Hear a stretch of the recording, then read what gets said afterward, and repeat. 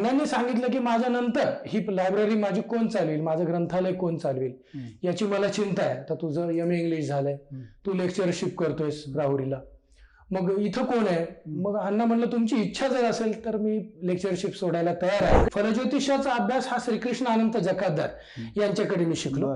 त्यांच्याकडे 3 वर्षाचा कोर्स करून मी तिथे कृष्णमूर्ती विशारद झालो. बनारस विश्वविद्यालयामध्ये मी यात पीजी केलं. फलज्योतिषामध्ये कृष्णमूर्ती पद्धत ही अचूक आहे. फलज्योतिष हे जे आहे ना, हे शास्त्र जवळपास 70 ते 80% खरं ठरतं. पण म्हणलं एक सांगतो, आपण पायऱ्या उतरतोय, तिन्ही सांजेची वेळ आहे की आपल्याला 3 संतती नशिबात आहे. डॉक्टरांनी सुद्धा कबूल केले की अरे मी जर कदाचित परदेशात गेलो असतो तर तुम्हाला फार मोठा प्रॉब्लेम झाला होता, आलेल्या बाळाला कन्व्हल्जन्स आले असते. अच्छा. म्हणजे त्यांनी ते सुद्धा सांगितलं की तुमच्या याबद्दल ज्योतिष शास्त्राचे धन्यवाद.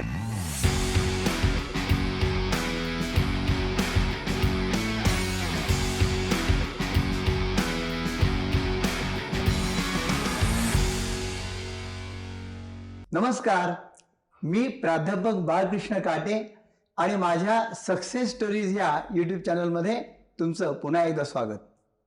मित्र हो, यशस्वी माणसाबद्दल जर मला सांगायचं म्हटलं तर एक सिंपल सेंटेन्स मी सांगतो, make your self A priority.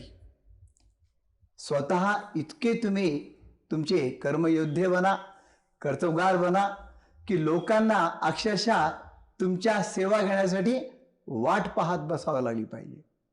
मग ते क्षेत्र कोणतंही असो, एक कुठलं तरी आगळं वेगळं क्षेत्र जे आहे ते निवडून त्यामध्ये एकदम उत्तुंग शिखरावर जाऊन पोहोचलेले काही व्यक्तिमत्व असतात. तर त्याचपैकी एक व्यक्तिमत्व आज जे आहे ते मी तुमच्या भेटीसाठी घेऊन आलेलो आहे आजच्या या एपिसोडमध्ये. बीड शहरामध्येच नाही तर बीड जिल्ह्यामध्ये आणि संपूर्ण महाराष्ट्रात, मी तर म्हणेल आता परदेशात सुद्धा त्यांच्या सेवा जातात, असे एक उत्कृष्ट असे फलज्योतिषी श्रीयुत सूर्यकांतजी मुळे यांना आज मी निमंत्रित केलं आहे माझ्या आजच्या या एपिसोडसाठी.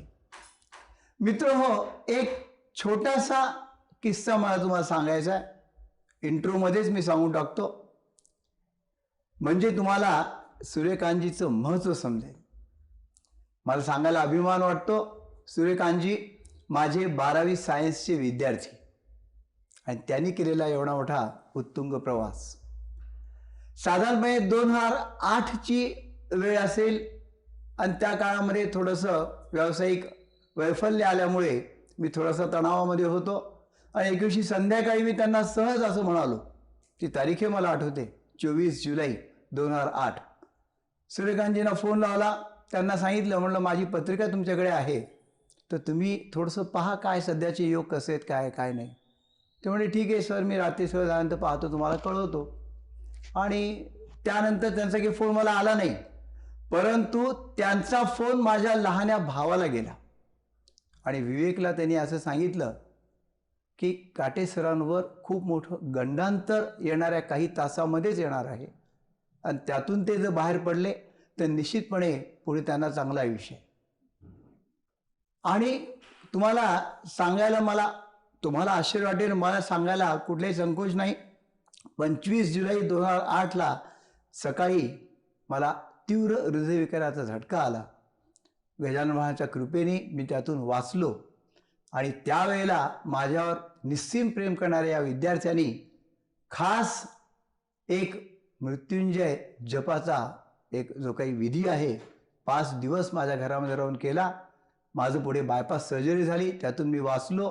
हा किस्सा मला एवढ्यासाठी सांगायचा आहे की ज्योतिष शास्त्र खरं का खोटं, मानो या ना मानो, असं आहे का? तर माझ्या बाबतीत अनुभवलेले मी तुम्हाला अनुभव सांगितला. असे असंख्य लोकांचे जे काही ते एकंदरीत अडचणी आहेत त्या त्यांनी पुढे निश्चितपणे त्याचं परिमार्जन केलं. तर सूर्यकांतजींचं हेच एक किस्सा नाही, असे अनेक किस्से आणि या क्षेत्रातील प्रगतीबद्दल आपण जाणून घेणार आहोत. त्यांच्याच तोंडून, त्यांच्या शब्दामध्ये मी त्यांना निमंत्रित करतो माझ्या आजच्या या एपिसोडसाठी. सूर्यकांतजी नमस्कार. नमस्कार सर. नमस्कार. सर्वप्रथम तुम्ही माझे विद्यार्थी आहेत याचा मी उल्लेख केला, परंतु आज तुम्ही अनेकांचे गुरु आहात. मी कुठेही जर पाहिलं तर तुम्हाला पाहिल्यानंतर लोक अक्षरशः नमस्कार करतात. म्हणजे कुछ किए बिनाही जय जयकार नाही होता, असा प्रकार तुमच्या बाबतीत झालेला आहे. तर मला हे म्हणायचं 12वी सायन्स नंतर तुमच्या आयुष्याला तुम्ही वळण दिलं, BA आणि MA मला वाटतं झाला, पण त्यानंतर ज्योतिषशास्त्राकडे कसे वळला? 12वी सायन्स ज्यावेळी माझं झालं त्यावेळी मार्क्स चांगले होते, पण घरच्या परिस्थितीमुळे मला मेडिकलला जाता आलं नाही. अच्छा. ऍक्च्युली माझे जे सहकारी मित्र होते त्यांनी मला सांगितले होते की कसंही करून तू आमच्या सोबत ये, पण माझ्या वडिलांची, तीर्थरूप अण्णांची परिस्थिती ही अतिशय नाजूक होती आणि त्या परिस्थितीमुळं मला मेडिकल करता आलं नाही. माझा फार्मसीलाही नंबर लागला होता निलंग्याला, बी फार्मसी कॉलेजला नंबर लागला, तिथंही मला डोनेशन भरता आलं नाही, त्यामुळे मला तिथेही करता आलं नाही. त्याच्यानंतर माझे चुलत मामा डॉक्टर RB निर्मळ यांच्या प्रेरणेनं मी BA ला ऍडमिशन घेऊन टाकलं, आर्ट्सला ऍडमिशन घेऊन टाकलं आणि त्यांनी सांगितलं मला की तुझं लिटरेचरमध्ये चांगलं हे होऊ शकतं, इंग्रजी भाषेवर तुझी चांगली कमांड आहे. म्हणून मग BA केलं, नंतर MA इंग्लिश केलं, MA इंग्लिश विद्यापीठामध्ये केलं, डॉक्टर बाबासाहेब आंबेडकर युनिव्हर्सिटी. तिथे केल्यानंतर हे करता करता माझे तीर्थरूप अण्णा यांची अशी इच्छा होती की तू हे आपलं पारंपरिक व्यवसाय आहे, तू हे शिकावं. आणि मलाही पहिल्यापासून याबद्दल थोडंसं कुतूहल होतच की काय आहे काय नाही. त्यांच्या शेजारी बसून बसून बसून बसून पिढीजात चालू आहे आमची, जवळपास ही 5वी-6वी पिढी आहे. म्हणजे आमच्या वडिलांचे पंजोबा, माझे खापर पंजोबा रामकृष्ण बाबा, त्यांना रामकृष्ण मुळे म्हणायचे, तर त्यांचं या विषयावर खूप मोठी कमांड त्या काळात होती. त्यांना अक्षरशः पक्षाची बोलीभाषा समजायची इथपर्यंत त्यांची ती कमांड होती आणि साधनाही खूप मोठी होती. त्यांनी वाचासिद्धी होती, त्यांनी जे सांगल ते सगळं खरं ठरायचं. आणि त्या काही प्रेरणा घेऊन मी अगदी हा व्यवसाय नंतर, हे व्यवसाय म्हणून माझ्या डोक्यात नव्हताच पहिल्यापासून आणि तो आजही नाही. खरं तर मी आजही कुणाला अशी फीस वगैरे ठरवून घेत नाही की तुम्ही मला एवढी फीस द्यावी, एवढं मानधन द्यावं वगैरे, असं बिलकुल नाही. पण अण्णांनी जे काही हे बीज रुजवलं माझ्या मनामध्ये, त्याचा आज हा मोठा वृक्ष झालेला आहे. अण्णांनी सांगितलं की माझ्या नंतर ही लायब्ररी माझी कोण चालवेल, माझं ग्रंथालय कोण चालवेल, याची मला चिंता आहे. तर तुझं MA इंग्लिश झालंय, तू लेक्चरशिप करतोयस राहुरीला, मग इथं कोण आहे? मग अण्णा म्हणलं तुमची इच्छा जर असेल तर मी लेक्चरशिप सोडायला तयार आहे आणि या प्रवाहात मलाही इंटरेस्ट आहे, मलाही यातमध्ये सगळं कुतूहल आहेच आहे मुळात, किंवा मी हे सगळं करावं. मग म्हणले ठीक आहे तू ये. आल्यानंतर त्यांना इतकं बरं वाटलं की चला आता आपला वारसा पुढे चालवणार. मग मी वचनच दिलं की जसं आम्ही चालवू वा पुढे वारसा. अण्णांना एवढं बरं वाटलं की चला आपलं, आणि त्यांना माहित होतं, त्यांनी माझ्यात ती प्रतिभा पाहिली होती किंवा हा करू शकतो. मग ते मला असे सगळे क्रॉस क्वेश्चन, याच्यातले जे आडाखे होते कमी जास्त, की बाबा ह्या ग्रंथात काय, त्या ग्रंथात काय, हा सिद्धांत तुला येतो का, तो सिद्धांत तुला पाठ आहे का, नसेल तर पाठ कर. म्हणजे त्यांनी जवळपास एक गुरु शिष्याचं नातं, म्हणजे पिता पुत्राचं तर होतच होतं, पण गुरु शिष्याचं नातं आमच्यात एवढं दृढ झालं की दररोज 1-2-3 तास ते माझे हे घ्यायचे. तुम्ही याचं शिक्षण कुठे घेतलं? शिक्षण 2 ठिकाणी घेतलं मी. 12वी नंतर साईड बाय साईड मी पुण्याला राहिलो. अच्छा. मेंदळे गॅरेजच्या तिथं माझं एक छोटस फ्लॅट होता, मी त्याच्यात राहायचो. तर तिथं भट जे आहेत, श्री भट आणि मदा भट यांच्याकडे मी हे शिक्षण घेतलं. डॉक्टर श्रीकृष्ण जकातदार यांच्याकडेही मी राहिलो. त्यांनी मला फलज्योतिष शिकवलं आणि ग्रहताऱ्यांबद्दल यांनी माहिती दिली. फलज्योतिषाचा अभ्यास हा श्रीकृष्ण अनंत जकातदार यांच्याकडे मी शिकलो. त्यांच्याकडे 3 वर्षाचा कोर्स करून मी तिथे कृष्णमूर्ती विशारद झालो. हा, आणि नंतर ज्योतिष विशारदसाठी मला यांनी, म्हणजे इथे ती हे नव्हती आपल्याकडे, म्हणून डॉक्टर मुरली मनोहर जोशी म्हणून ते तिथले विश्वविद्यालय जे आहे वाराणसी विश्वविद्यालय, तर बनारस विश्वविद्यालयामध्ये मी यात PG केलं. अच्छा. तर तिथे सॅटर्न फ्रेंड ऑर फो, म्हणजे शनी शत्रू की मित्र, अच्छा, याच्यावर, आणि इन्फर्टिलिटी, वंध्यत्व खास करून, तर याच्यावर माझे जास्त PG हे दोन विषयामध्ये. हे एवढे स्पेशलायझेशन त्यामध्ये असतात? हो, एवढे स्पेशलायझेशन त्याच्यामध्ये असतात. तर त्यामध्ये मी तिथे वाराणसीला हे सगळं केलं. तिथे 2 वर्ष राहिलो आणि यावर PhD करायची होती मला. माझा थिसिस सुद्धा सिलेक्ट झाला होता, सॅटर्न फ्रेंड ऑर फो ह्या याच्यामध्ये. परंतु माझ्या तीर्थरूपांची तब्येत त्यावेळी अचानक बिघडली आणि तिथल्या अथॉरिटीचं म्हणणं असं होतं की तुम्हाला तिथे बसून हे करता येणार नाही, तुम्हाला युनिव्हर्सिटीतच यायला लागेल. त्याच्यामुळे माझं PhD होऊ शकलं नाही. ते आता कधीतरी पुढे होईल. क्या बात. गजानन महाराजांच्या पण कृपेने हा ते- प्रवास कधी सुरू झाला मग आता ज्योतिष सांगण्याचा किंवा हे करण्याचा? ऍक्च्युली हा प्रवास जो सुरू झाला तो 1999 मध्ये सुरू झाला. 1999 मध्ये माझं इकडचं शिक्षण बरंचसं संपलं होतं आणि 1999 मध्ये तीर्थरूप अण्णांनी रामनवमीच्या दिवशी ज्यावेळी शेगावच्या गजानन महाराजाचा रामायण स्वाहाकाराची समाप्ती उत्सव असतो, अच्छा. हा. अण्णांची सुद्धा गजानन महाराजावर खूप निस्सीम भक्ती होती. हा.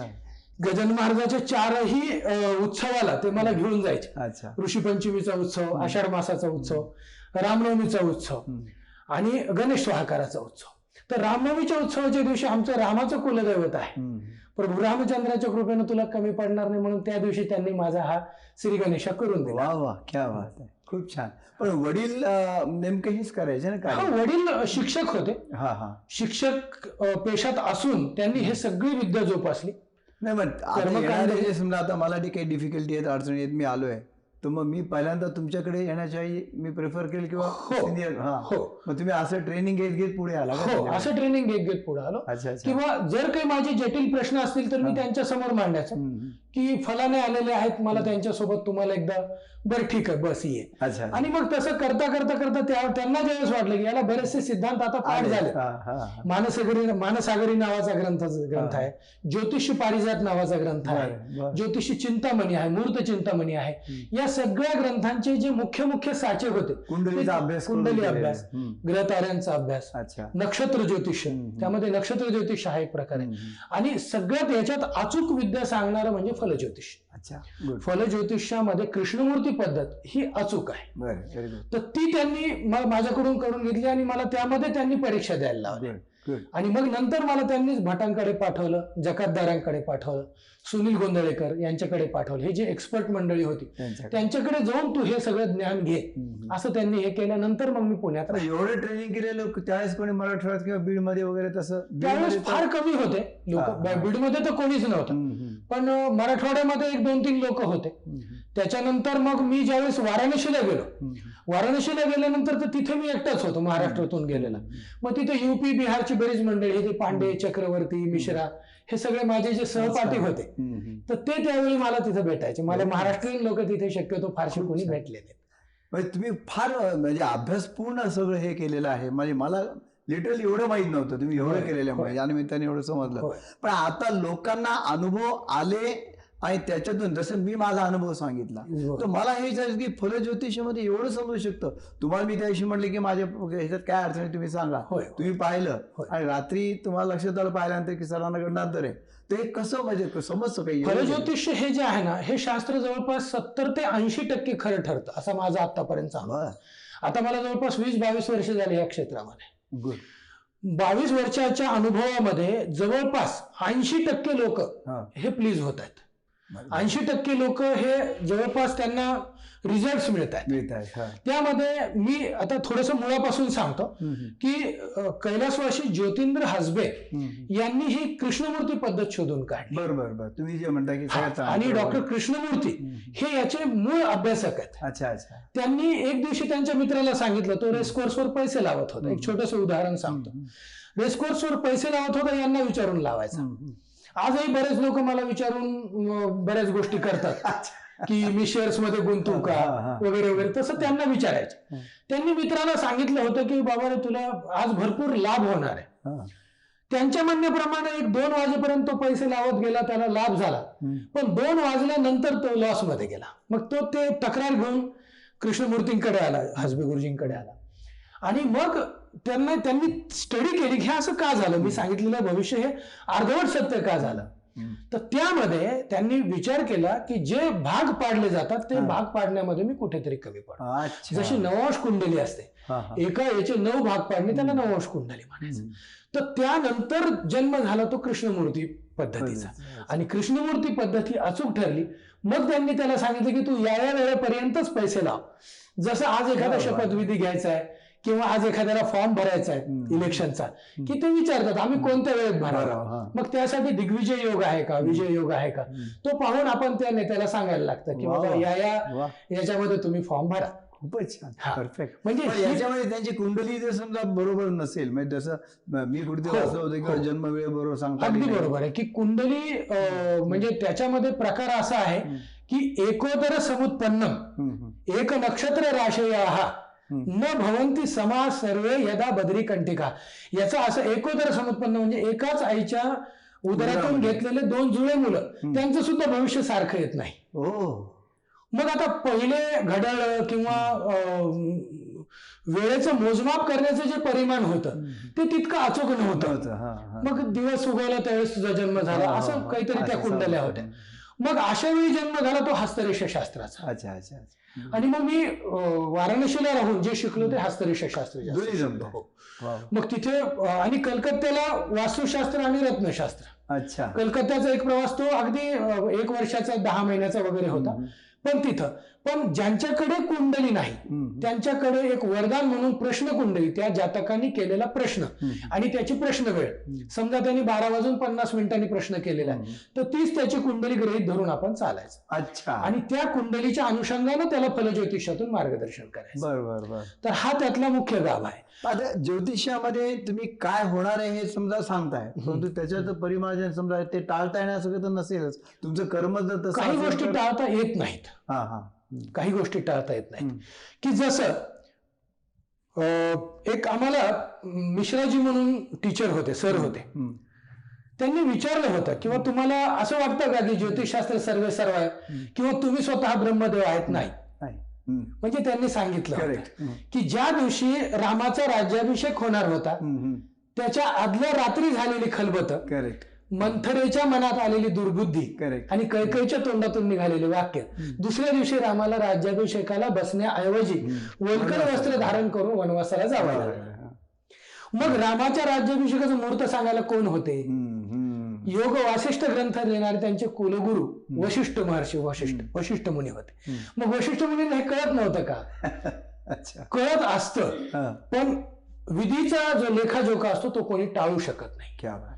काही गोष्टी टाळण्याजोग्या असतात. जसं आता आपण बोललात की महामृत्युंजय जप केला, त्यामध्ये सुद्धा असं आहे की बाबा अकाल मृत्यू हरणम, जर तो अकाली गंडांतर आला असेल त्या पत्रिका पडताळून पाहायचं त्या व्यक्तीचं की हे अकाली आहे का याचा मृत्यूच याच्यात आहे. अकाली असेल तर अकाल मृत्यू हरणम, जर असेल तर महामृत्युंजय जपविधी. वा वा, तो तुम्ही त्यावेळेस केला. पण जर टळणारच नसेल तर मग त्याला काहीच सांगता येत नाही. अच्छा अच्छा. म्हणजे आपण अजून एक दुसरं उदाहरण देतो की अभिमन्यूचा मृत्यू हा चक्रव्यूहात होणार होता हे कृष्णाला स्वतः माहिती होतं. गजानन महाराजांच्या पोथीत सुद्धा उल्लेख आहे की कृष्ण परमात्मा स्वतः असून सुद्धा तो टाळता आला नाही. बरोबर. म्हणजे इथं त्याचा अर्थ की त्याचं वयच तेवढं, आधी भौतिक, आधी दैविक आणि आध्यात्मिक अशा 3 जे हे गोष्टी आहेत. तर त्या गोष्टीमध्ये जर आध्यात्मिक याच्यात असेल तर तो कर्मकांड, पूजापाठ, जप जाप, यंत्रतंत्र या सगळ्या गोष्टीतून तो टाळता येतो. पण तो याच्या पलीकडे असेल तर मग तो टाळता येत नाही. करेक्ट. जसं अभिमन्यूच्या कुंडलीतच बालरिष्ट योग होता, सुभद्रेचा पुत्र, त्याच्यामध्ये त्याच्या कुंडलीतच बालरिष्ट योग होता, तर त्याचा मृत्यूच तिथे होता. तो टाळता येण्याजोगा नव्हता हे कृष्ण परमात्माला माहित होतं, म्हणून अर्जुनाचा रथ घेऊन ते वेगळीकडे गेले असं म्हणायला. अगदी बरोबर आहे. नाही, हे मानवाने मानव नाही, मी तर अनुभव घेतला तर मी मानतो, तो प्रश्न नाही. हे प्रश्न फक्त त्यासाठी विचारले मी तुम्हाला. आता दुसरा असा आहे की याच्यामध्ये असंख्य लोकांना खूप छान छान अनुभव आले. काहीतरी मागे गप्पा मारता मी तुमचे पण अनुभव काही ऐकले होते. ज्यावेळेस पहिल्यांदा तुम्हाला पहिला इश्यू ज्यावेळेस होणार होता त्या डिलिव्हरीच्या वेळेसचा काहीतरी किस्सा तुमचा आहे, तर तो आम्हाला प्रेक्षकांना आवडेल निश्चित. आता काय झालं, माझा पहिला मुलगा ऋषिकेश याचा जन्म 2002 साली झाला. अच्छा. त्याच्यानंतर गायत्रीला म्हणजे माझ्या मिसेसला काही शारीरिक विकार झाले, त्याच्यामध्ये तिला इन्फर्टिलिटी सारखे प्रॉब्लेम आले, म्हणजे वंध्यत्व सारखे प्रॉब्लेम आले. आम्ही अनेक डॉक्टरांना दाखवलं. डॉक्टरांनी सरळ सरळ सांगितलं होतं की तुम्हाला IVF करावं लागेल, टेस्ट ट्यूब बेबी करावं लागेल, त्याच्याशिवाय तुम्हाला मुलबाळ होणार नाही. आणि आम्ही पुण्याला गेलो, डॉक्टर गोडबोलेंच्या तिथे ते आम्ही दाखवलं. ते इकडे बसायचे पूर्वी मंगेशकर हॉस्पिटलला, दीनानाथ मंगेशकरला. आणि मग ते तसं म्हणल्यानंतर मी गायत्रीला सांगितलं की आपल्याला निसर्गाच्या विरुद्ध जाऊन संतती प्राप्ती करायची नाही. पण म्हणलं एक सांगतो, आपण पायऱ्या उतरतोय, 3 सांजेची वेळ आहे की आपल्याला 3 संतती नशिबात आहेत. क्या बात. ती म्हणली अहो पण त्यांनी असं सांगितलं की बायलॅटरल ट्यूब ब्लॉक आहेत, फॅलोपियन ट्यूब पेटंट नाहीयेत. म्हणलं ते मेडिकल सायन्स झालं, मी मेडिकल सायन्सला नाव ठेवत नाही. ते त्यांचा प्रश्न आहे, पण माझ्या दृष्टीनं आपल्याला आहे ती आहे. मुद्दा असा झाला की बऱ्याच वर्षानंतर मी ज्यावेळी शेगावचा उत्सव होता, त्यावेळी ऋषीपंचमीचा उत्सव होता, महाराजाचा समाधी दिन, आणि त्याचं मी हवन करत होतो, हवनाला बसलो होतो. गायत्रीचा फोन आला. मी फोन बऱ्याच वेळी टाळतो, एकदा फोन कट केला तर ती पुन्हा करत नाही, पण पुन्हा फोन केला. अरे म्हणलं हा काय प्रकार आहे. मग ती म्हणली की UPT पॉझिटिव्ह आली. बर. मी हवन टाकता मनोमन गजानन महाराजाला नमस्कार केला. तिला म्हटलं ठीक आहे, आनंदाची बातमी, आता पुन्हा फोन करू नका. आणि मग सगळं हवन वगैरे झाल्यानंतर मी तिला म्हटलं की UPT पॉझिटिव्ह आली ना, चांगली गोष्ट आहे, पण आता आपल्याला ज्यावेळी सोनोग्राफीमध्ये येईल त्यावेळी हे फार महत्वाचं आहे, हे सगळं बघणं. आणि कसं आहे की एवढे दिवस तुला गर्भवती तू राहिलेली नाहीस, त्यामुळं अंतर्गत काय बदल झालेत माहित नाही. काही एक्टॉपिक वगैरे असेल तर ते आपल्याला पाहायला लागेल आधी. मग त्याच्यामुळे हे कुठे जाहीर करू नको, अगदी आईला सुद्धा सांगू नको. मग मी बीडला आल्यानंतर आम्ही सोनोग्राफी केली. मॅडम म्हणाला खूप चांगलं आहे म्हणे सर, खूप अभिनंदन. म्हणजे हा विषय एक झाला की ज्यावेळी आम्ही तिथे गेलो दाखवायला, ते म्हणले अरे मिरेकल आहे म्हणे, हा बायलॅटरल ट्यूब्स ब्लॉक्स असताना गर्भवती राहणं. आणि मग त्यांनी सांगितलं की मेडिकल सायन्स मध्ये सुद्धा अशा काही केसेस आहेत की स्ट्रेस कमी झाला किंवा हार्मोनल बॅलन्स झालं तर त्या ट्यूब्स ओपन होतात. म्हणलं मी माझ्या मिसेसला हे अगदी 10-8 वर्षापूर्वी सांगितलं होतं, ज्यावेळी आम्हाला सेकंड इश्यूची अपेक्षा होती त्यावेळी. आणि मग नंतर ही मुलगी राहिल्यानंतर सुद्धा असाच एक इश्यू झाला किंवा परिणाम असा झाला की 5व्या-7व्या महिन्यामध्ये थोडेसे काही कॉम्प्लिकेशन्स निर्माण होऊ लागले. आणि मग मी बऱ्याचदा जागरूक असायचो की हिला विचारायचो, तुला मुवमेंट जाणवतात ना, गर्भ व्यवस्थित आहे असं तुला जाणवतं का सगळं. मग एक 8-8.5 महिने झाल्यानंतर ही म्हणाली की मला आज मुवमेंट थोड्या कमी जाणवत आहेत वगैरे वगैरे. तर मग मी सरांना सांगितलं होतं किंवा आपण LSCS करूयात का, सिझेरियन करूयात का. तर ते म्हणले ठीक आहे म्हणे, मला गरज वाटत नाही, पण मला विदेशात जायचंय, मग तिथून आल्यानंतर अजून दिवस बाकी आहेत. म्हणलं सर मला असं वाटतं की गर्भाला काही कॉम्प्लिकेशन येण्याची भीती थोडीशी वाटते. ते म्हणले ठीक आहे, तुम्ही असं समजू नका, तुम्ही अजून 3 आठवडे थांबा वगैरे. मग मी त्यांच्या पलीकडे जाऊन सुद्धा सोनोग्राफी करून घेतली का दुसऱ्या डॉक्टरांचं, कारण PCPND ऍक्ट नुसार ते रेफरल लेटर असल्याशिवाय ते देत नव्हते. बरोबर. आणि त्या सोनोग्राफीत असं समजलं की अम्युनिटिक फ्लुइड एकदम कमी झालंय. अच्छा. अगदी 4 वरच अम्युनिटिक फ्लुइड आले. तुम्हाला आधी कसं जाणवलं? आधी लक्षात आलं, तिची कुंडली पाहिली, गर्भसंभव कुंडली म्हणतात त्याला, संभाव्य गर्भ हा. आता त्यामध्ये थोड्या 1-2 गोष्टी सांगतो की गर्भसंभव कुंडलीमध्ये गर्भधारणेपासून आपण 2 कुंडल्या मानतो खरं तर, की जातकाचा नाळ कापल्यानंतर म्हणजे जातकाचा जन्म झाल्यानंतर ती कुंडली, नालच्छेदनानंतरची कुंडली, आणि गर्भसंभव कुंडलीमध्ये गर्भधारणा ज्यावेळी जाते त्यावेळेस की जसं तुम्ही आम्हाला शिकवलेलं होतं की उजेनेशन, झायगोट फॉर्मेशन, ह्या सगळ्या गोष्टी ज्या आहेत त्या आम्ही कुठेतरी इथे वापरल्या. मग ती कुंडली मांडली तर हा गर्भ नक्की जगात येईल. बर. पण याला शेवटी कॉम्प्लिकेशन्स आहेत. जसं सेकंड ट्रायमेस्टर, थर्ड ट्रायमेस्टर, तर थर्ड ट्रायमेस्टरला नक्की ते कॉम्प्लिकेशन होणार होतं, हे मला त्या गर्भसंभव आणि म्हणून गर्भसंभव कुंडलीतून हे कॉम्प्लिकेशन लक्षात आल्यावर मी थोडा जागरूक राहिलो.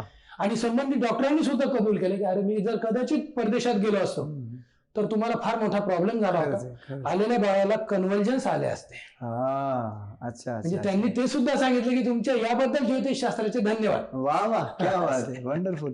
असा अजून काही एखादा किस्सा की ज्यामध्ये मेडिकल सायन्स म्हणणे की चॅलेंजिंग होतं आणि असं वाटलं तुम्हाला किंवा आपण सांगितलं आणि हे बरोबर झालं असं? ऍक्च्युअली बारामती तालुक्यातली एक केस आली होती माझ्याकडे. माझ्यासाठी ती केस खूप चॅलेंजिंग होती. अच्छा. सन 2012 मध्ये हा प्रकार घडलेला आहे. अच्छा.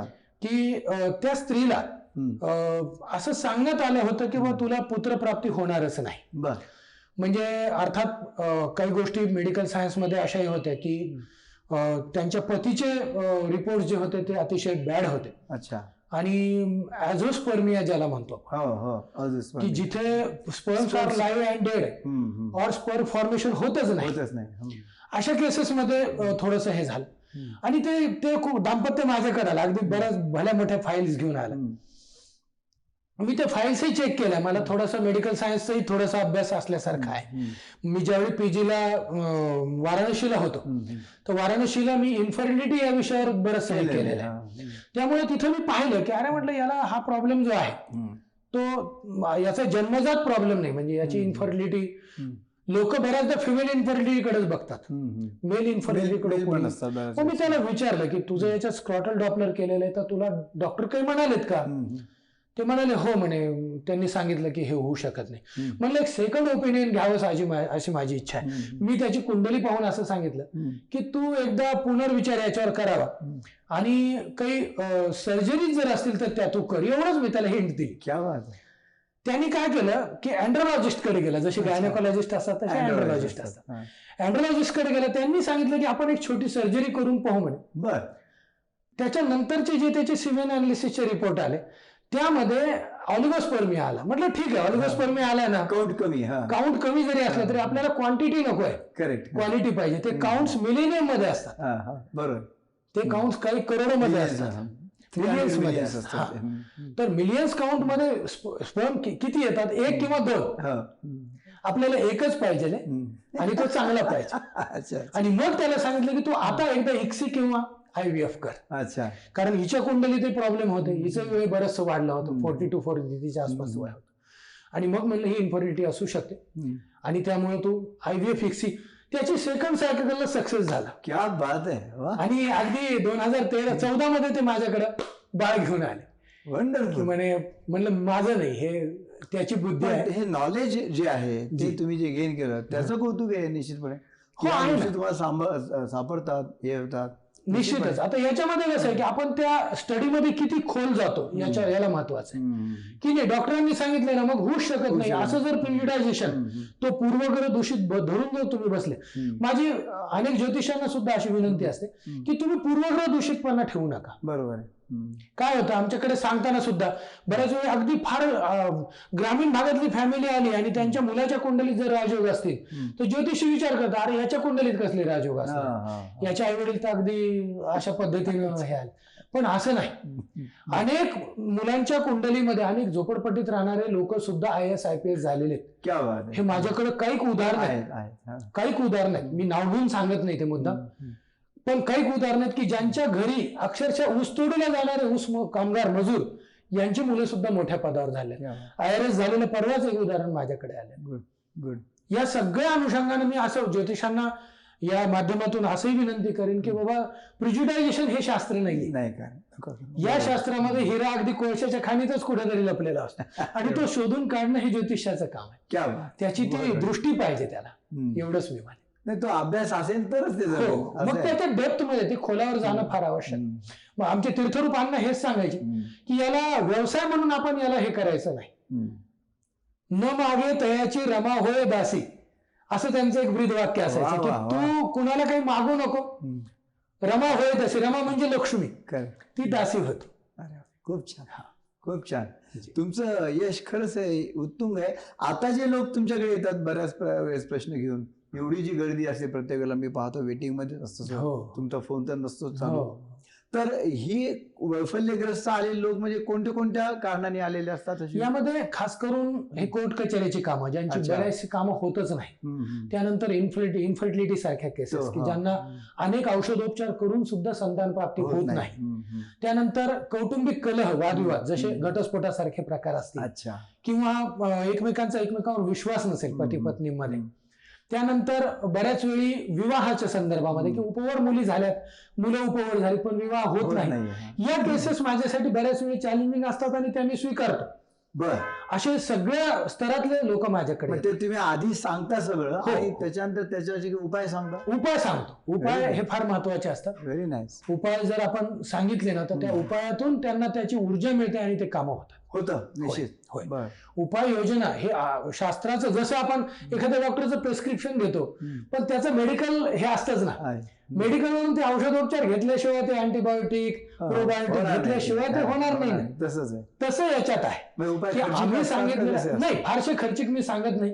बरं, माझं फर्स्ट प्रायोरिटी अशी असते की ती साधना साधकाने स्वतः करावी. कुणाकडून करून घेण्यापेक्षा, ती खर्चिक उपाय करून घेण्यापेक्षा ती साधना स्वतः साधकाने करावी असं माझं फर्स्ट प्रायोरिटी असते. पण जास्तच मोठे यज्ञयाग असतील तर मग ते सांगत असतो मी किंवा तुम्ही तुमच्या गुरुजींकडून करून घ्या. त्याच्यामध्ये उपाययोजना त्या प्रॉपरली झाल्या पाहिजेत. काय असतं साधनेमध्ये ज्यावेळेस आपण साधना करतो त्यावेळी न्यून अधिक होणं चांगलं नाही. जसं गजानन महाराजांच्या पोथीत आहे की नवचंडी अनुष्ठान करेक्ट हे अतिशय कडक अनुष्ठान आहे, त्यामध्ये न्यून अधिक करणे विघ्न होतं. बरोबर आहे. तसं की न्यून अधिक झालं तर त्या यजमानाला त्याचा फटका बसू नये म्हणून एखाद्या उत्तम गुरुजींकडून करून घ्या, उत्तम पुरोहितांकडून करून घ्या, विद्वान व्यक्तीकडून करून घ्या. शेगावला तुमच्या अनेक प्रकारच्या सेवा असतात नेहमी. हो, शेगावला नेहमी जात होतो. तुम्ही वाटतं प्रगट दिनाच्या वेळेस वगैरे हो, प्रगट दिनाच्या वेळी जायचो. रामनवमी आता तीर्थरूपांची तब्येत खराब असल्यापासून माझं खरं दैवत तर तेच होतं. म्हणजे माझे चालते बोलते गजानन महाराज तेच होते. त्यांना स्नान घालताना सुद्धा मला तिथे स्नान घातल्याचा अनुभव यायचा आणि त्यामुळे मग त्यावेळी जाण्याचे प्रमाण थोडं माझं कमी झालं. अच्छा अच्छा. पण तुम्ही हातून खरंच सेवा करून आणि सूर्यकांतजी तुमच्या चेहऱ्यावरचं जे तेज आहे एखाद्या डॉक्टरकडे पाहिल्यानंतर जसं पेशंटला तिथे अर्ध बरं असं वाटतं तसं एखादा समस्या घेऊन आलेला कोणी वैफल्यग्रस्त असेल, डिप्रेशन मध्ये गेला असेल, तुमच्याकडे पाहूनच त्याला अर्ध बरं वाटत असेल. तसं लोकही म्हणतात की तुमच्याकडे आलोत की आम्हाला खूप बरं वाटतं. हे कुठेतरी पॉझिटिव्ह ऊर्जा असते. त्या साधनेची जी एक ऊर्जा तुमच्या मनात शरीरात असते ती ऊर्जा याद्वारे प्रगट होत असते. खूप छान, खूप छान. तर असाच हा प्रवास तुमचा खूप प्रदीर्घ चालू राहावा आणि ज्यांच्यावर निस्सीम प्रेम केला असे आपले पिताश्री जे त्यांचं जे दुःख निधन झालं त्याबद्दल निश्चितपणे मी सांत्वन करतो. आणि इथून पुढे त्यांचा वारसा, तुमचा पिढीजात वारसा कित्येक वर्ष तुमच्याकडून व्हावा आणि लोकांकडून समजतं आम्हाला तुमचं महात्म्य जे आहे ते सगळं आणि सगळ्या क्षेत्रातले असतात. त्यावेळेस मला फार मोठा आनंद होतो की रिअली प्राऊड ऑफ यू. तर हे सगळं अशीच यशोगाथा तुमची पुढे चालू राहावी अशी मी गजानन महाराजांच्या चरणी प्रार्थना करतो. तुम्ही अत्यंत बिझी असून मला हा वेळ दिला त्याबद्दल तुमचे आभार मानतो, माझे विद्यार्थी असले तरी. आणि आजचा हा एपिसोड आपण इथे थांबवण्याची परमिशन घेतो. धन्यवाद. तर मित्रहो, माझा आजचा हा व्हिडिओ तुम्हाला निश्चितपणे आवडला असेल. निश्चितपणे यांची जी एक त्यांनी सांगितलेल्या सगळ्या गोष्टी ज्या आहेत त्या तुम्हाला पटल्या असतील तर निश्चितपणे या व्हिडिओला लाईक करा, शेअर करा आणि माझ्या चॅनलला जर सबस्क्राईब केलं नसेल तर निश्चितपणे सबस्क्राईब करा. भेटूया पुढच्या गुरुवारी आणखी एका नवीन मुलाखतीमध्ये. धन्यवाद.